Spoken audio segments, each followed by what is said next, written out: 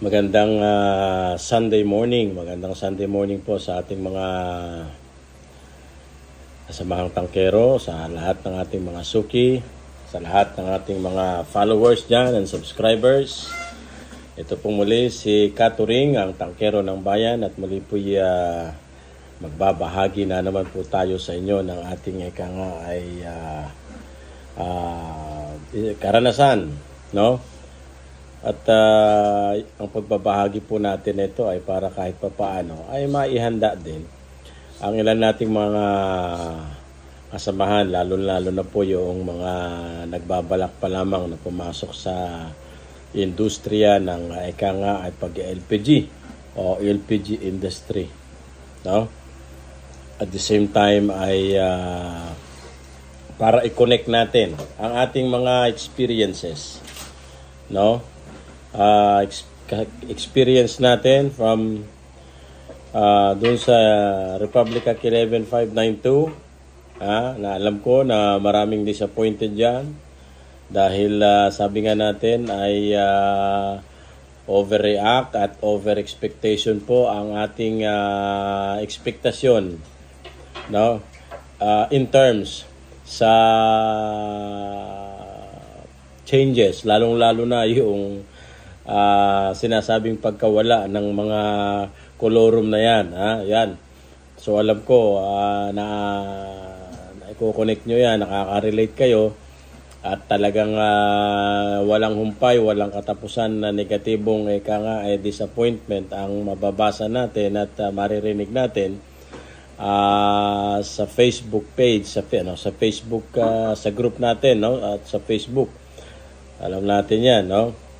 Lalong-lalo na yung mga kasamahan natin na dating kumakamal ng limpak na salapi dahil nga sa taas ng kanilang benta, at talagang ramdam nila ang epekto ng 11592 na bumaba nga dahil kahit sabihin nating itong DOE ay malamya, sabihin natin na makupad, sabihin natin na ningas kugon, marami pa rin mga kasamahan natin na mas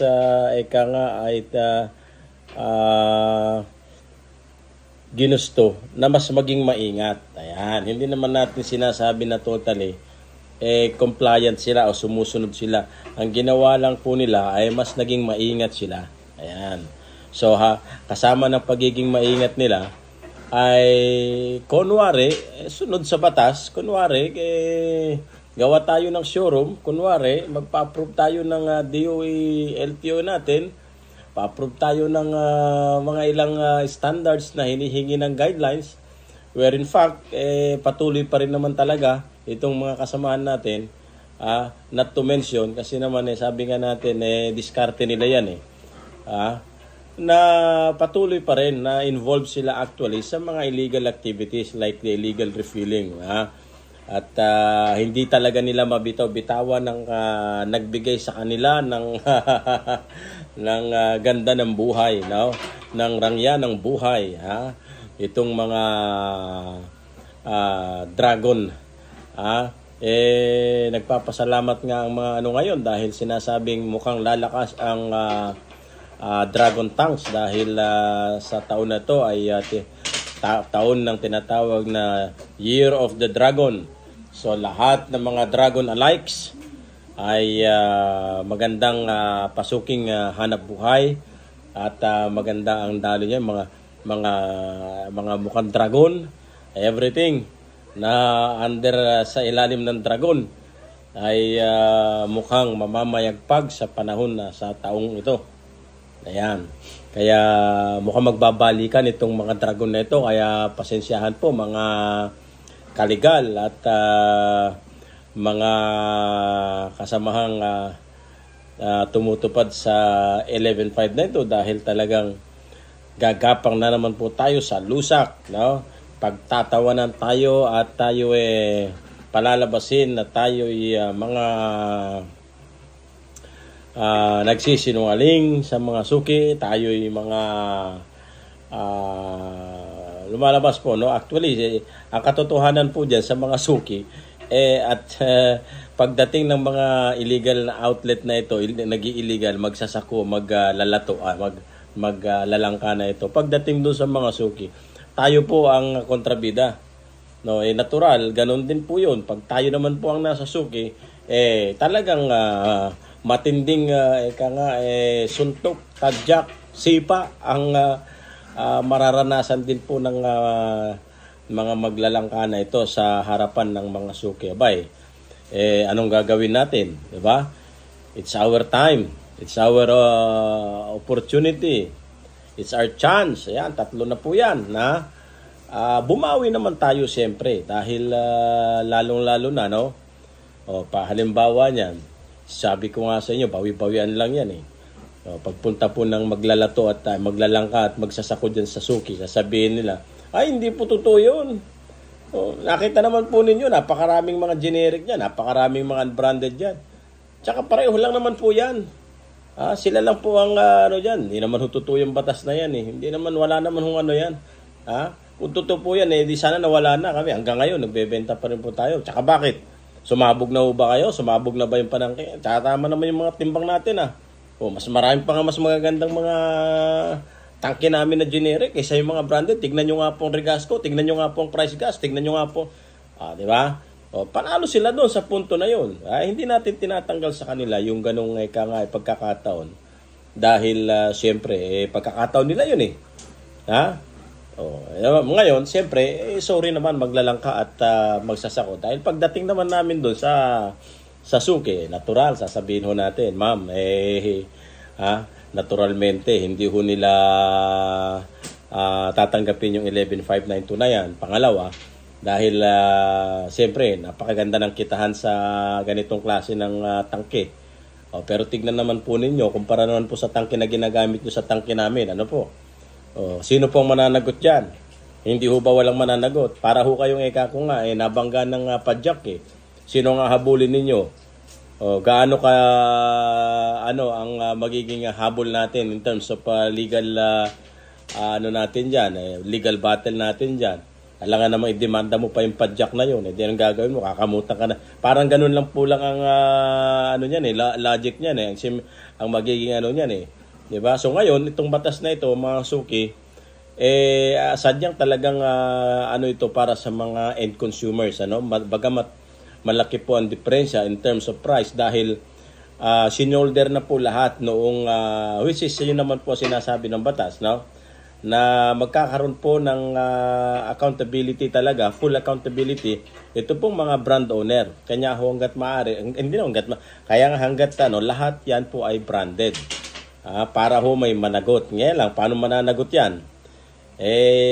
Hanggang ngayon, sabi nga, marami pa rin nagtatakas ng mga tangke ng petrol. Superstar gas. Pangunahan mo dahil marami pa rin mga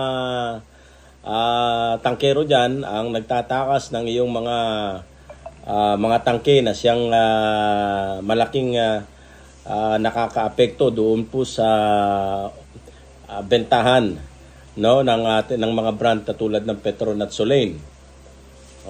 Diba? Sa taas na po ng presyo ninyo, paano nga naman kami makikipaglaban kung meron din namang Soleil at saka Petron na dihamak na 100 piso ang halagang binaba nito. Pero mga mahal naming mga suki, lagi natin pong pinaalalahanan kayo mga suki, tignan po ninyo ang selyo dahil may mga selyo po na ibinebenta at minamanufacture po ng mga ilang mga siyempre. So ayan, magpatuloy po tayo dahil katulad nga sinasabi ko sa inyo, si Catering pa rin ang may control sa ating service phone. So every time ho na may order, sa atin pa rin yan, no? At ngayon nga ay susubukan nating titignan natin na tayo hindi papasok ngayon. At ipapaubaya natin, pagkakatiwala natin sa ating bagong hatid tangke o rider, no? Dahil isang linggo na rin siya sa atin. So hopefully ay magtagumpay siya at kaya niya pagtagumpayan ang mga pagsubok at mga ay responsibilidad na nakaatang sa kanya, no? At yan ang ating pamantayan, yan ang ating sa rider na mag-a-apply sa atin. Okay. So sa mga nagtatanong din, ano ba yung mga responsibilidad na ipinapasa natin kay rider? Well, kung titignan lang natin yung title ng kanyang position, rider, is in a strict sense, as rider lang dapat. No? Sa totoo lang, as rider lang dapat. But, siyempre, wag naman din tayong maging, sabi ko nga, sa rider, nakita mo naman, di ba? Ilang oras ka mula alas 11 ng umaga hanggang alas 4 ng hapon nakatunga nga tayong dalawa rito. Mamasamain mo ba na ikaw aking utusan para mag-market? Okay, yan. Apart from being rider, inuutusan at inuobliga natin siya na maging marketer at the same time. So, dalawa. Dahil lang sabi nga natin, kung hindi ka magmamarket, ano ang aasahan nating babalik?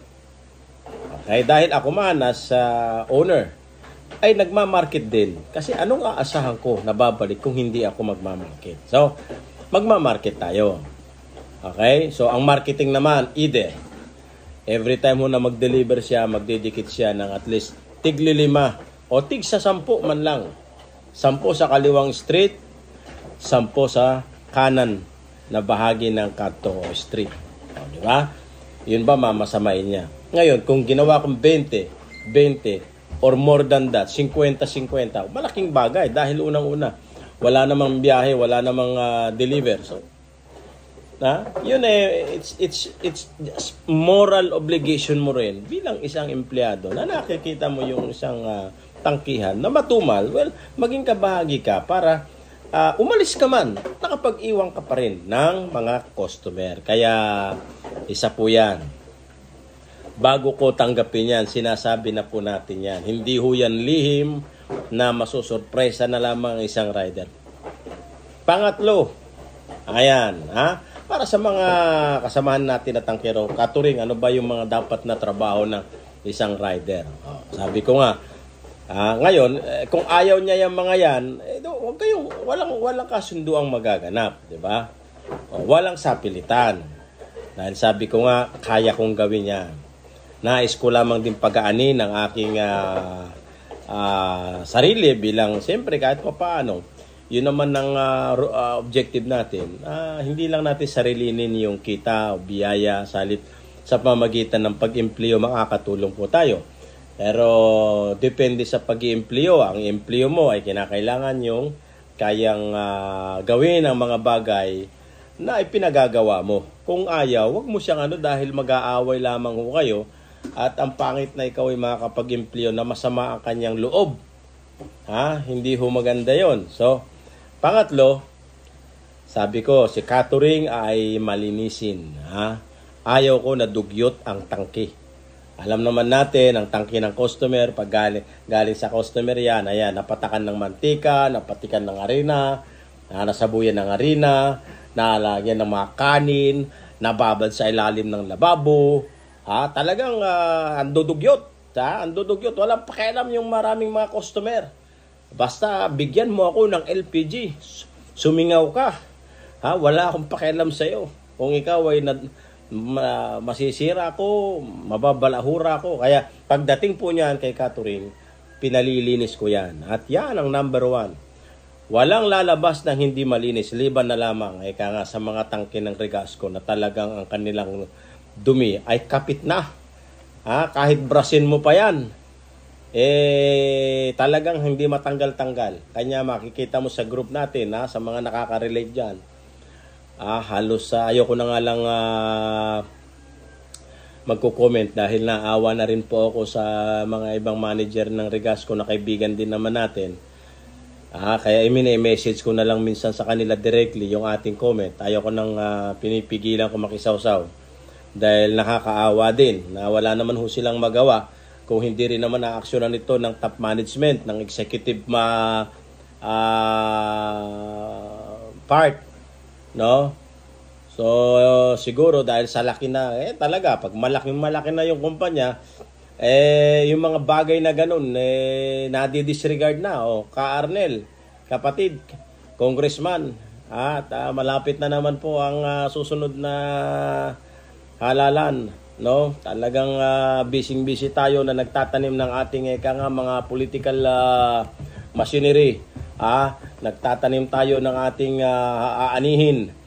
Okay, so sana naman wag niyong kalimutan ang obligasyon natin doon sa mga tangke nang naayon po sa Republic Act 11592. Ang standard po ay hindi lamang kinakailangan ay ring collar, hindi lang kinakailangan na maayos ang footring, but as kinakailangan panatiliin din po natin na malinis tignan ng ating mga tangke. Hindi siya, di ba, injurious. Hindi lang injurious yan kung yan naman mga tawag na nuisant, mga poisonous sa mata. Masangsang ang amoy, parang ganun masamang tignan. Maraming nagpupuyos ang damdamin. Kung hindi lamang kayo, ang advantage ninyo, hindi kayo nangungota ng binibigyan ninyo ng authorization, certification, at kinukonsider nyong outlet, kahit na hindi bumili sa inyo ng tangke, so long as na ikaw ay kompleto dokumento, yun lamang nakikita kong advantage po ninyo. At siyempre, ang isa pang advantage ninyo, yung hauling activities ninyo, umiikot talaga kayo sa lahat. Advantage po yan kasi hindi lahat ng mga LPG brand supplier ay kayang gawin yan, no? May mga nagtatangkang pumilit na gayahin kayo, ngunit hindi kayo magaya-gaya dahil sa laki na rin ng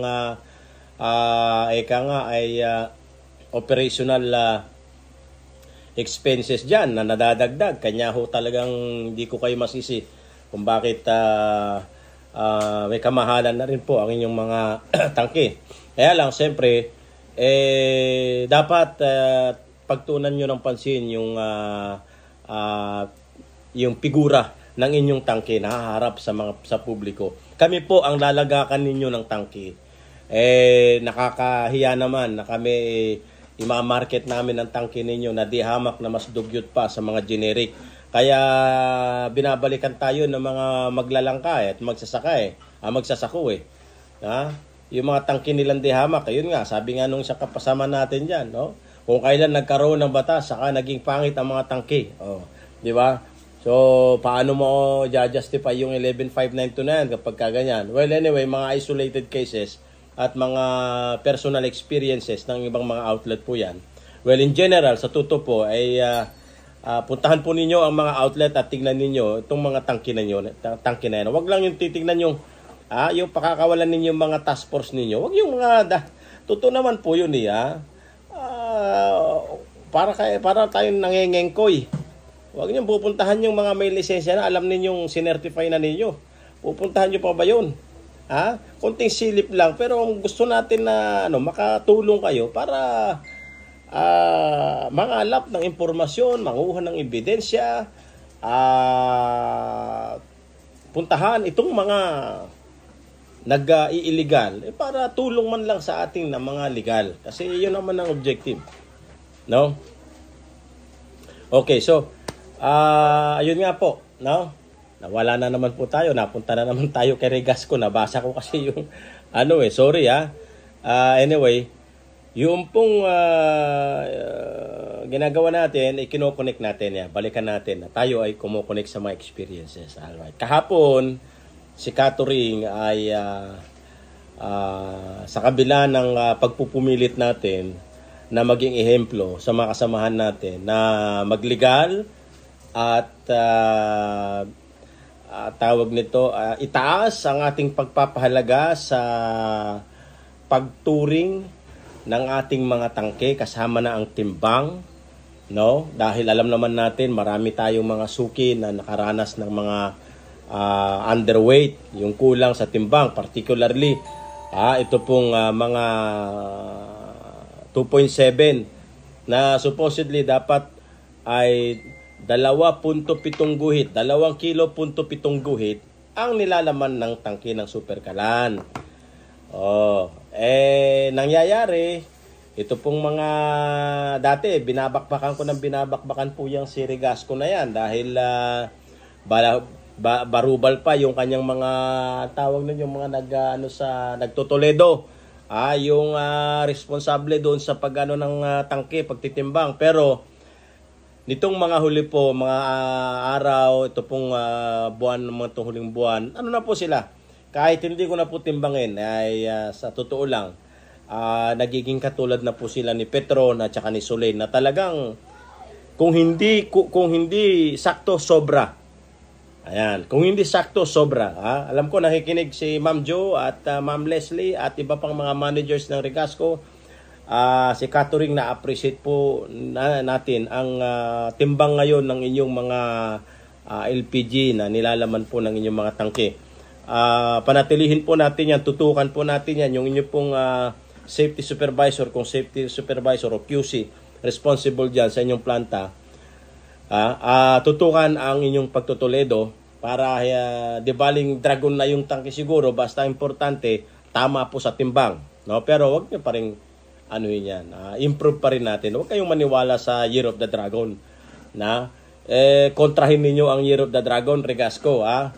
Ayan, pumasok si SPI ninyo. Akala natin naman kung pasensya na mga katangki at pagka napapasukan tayo ng masamang espiritu, basta-basta na lamang hindi mapigilan ng ating bunga.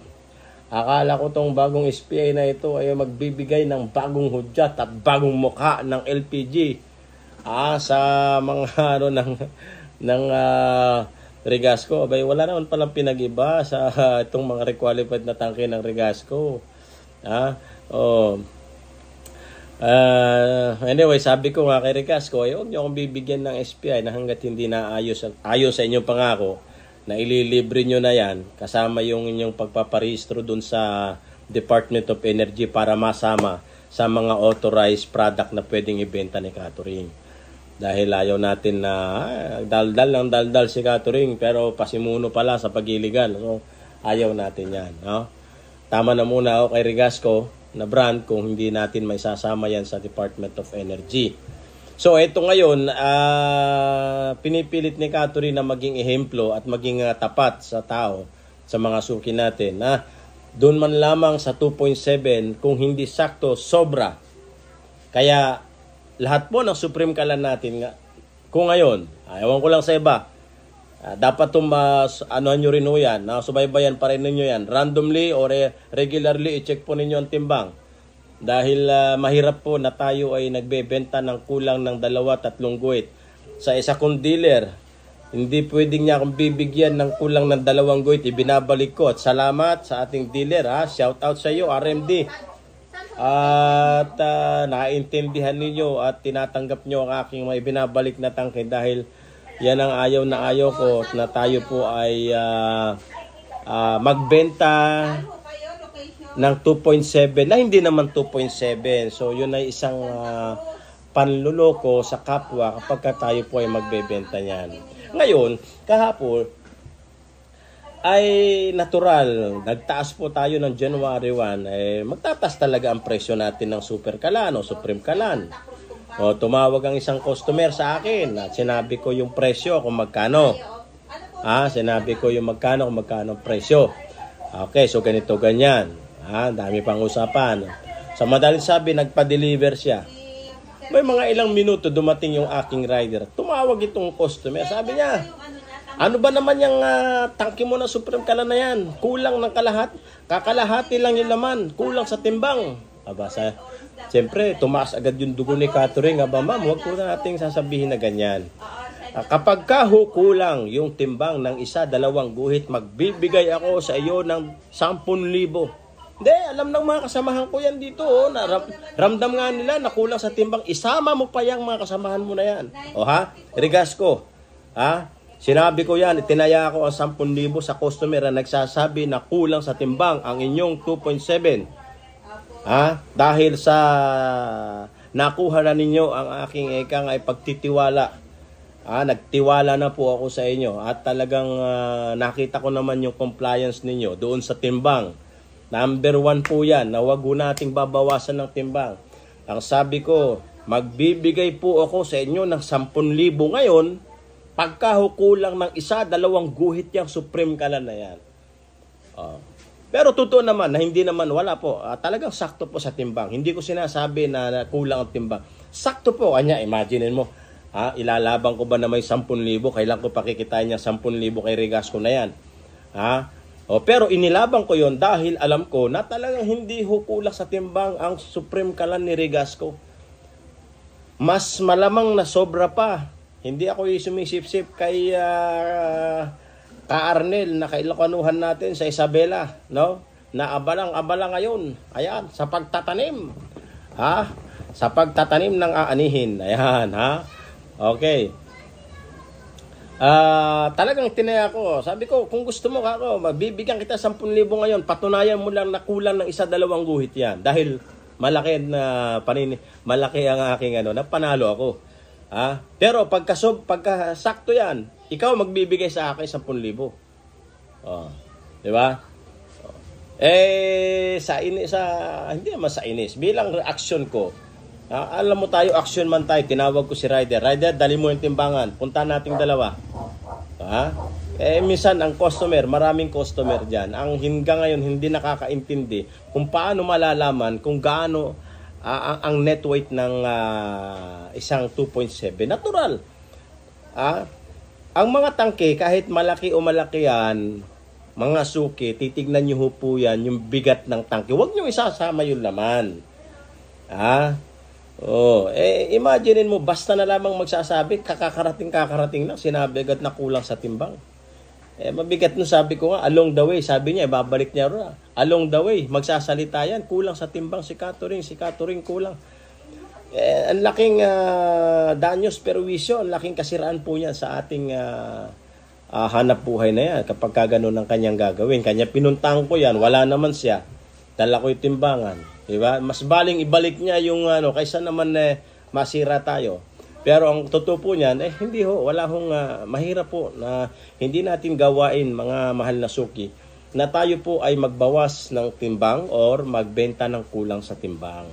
Sabi ko ay si Catherine ay isang hampas lupa at nanatiling mapakumbaba, no? Yung ating level. Tayo nga po ay ako man po ay gumagamit ng LPG at nung araw hindi naman ako tangkero. So ako man din na hindi papayag na kulang sa timbang. Karapatan po ng customer yun. Pero ang right away sasabihin na kulang sa timbang na hindi naman kulang sa timbang, yun ang mabigat na kasiraan at akusasyon sa atin. Kanya ang magandang gawin po natin dyan, harap-harapan, kunin mo yung timbangan na silyado ng City Hall, timbangin po ninyo at ituro mo sa kanya na ang dapat na pagtimbang ay kunin mo ang bigat ng tangke, nakalagay dyan ay 3.9. Okay. Tapos, ang net weight, standard na timbang net weight ng mga Supreme Kalan o Super Kalan ay 2.7. So, 2.7 kilogram plus 3.9 kilogram na bigat ng tangke, dapat ang gross weight niyan ay 6.6 kilogram. So, liban doon, may mga timbang ng tangke lang ay 3.6, 3.7, 3.5. So, natural. Ano man ang bigat ng tangke pag walang laman, i-add mo lang po yung 2.7. Timbangin mo, yung gross weight po noon, dapat ang lalabas. Kapag kakulang ng 2-3 guhit mga suki, tawagin mo agad ang supplier mo. O kaya pag may duda ka, tawagin mo ang supplier mo. I-request mo na dalhin ang timbangan at timbangin. Picturean mo at i-report natin sa DTI kung hindi nyo mapag-uusapan sa inyong outlet. Yun ang harsh na remedyo na huni nyo. Gagawan nyo ng report po yan. Sasubmit nyo po yan sa DTI. Copy furnish ang Department of Energy dahil sa LPG industry. O dahil yung kanyang pagbebenta, sakop po ng DTI.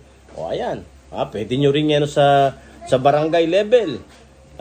Dahil yung kang reklamo mo sa barangay level can be used, no, para i-strengthen yung reklamo mo pag dinala po yan sa Department of Trade and Industry.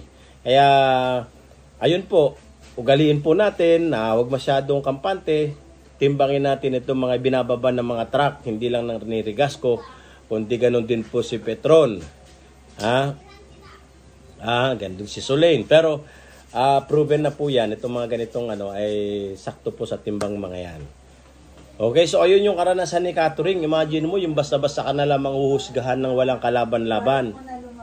O, kaya ang ginawa natin, ayun, hinihintay natin balik, hindi naman ibinalik. Well, bumalik na tayo ron at lugi na po tayo.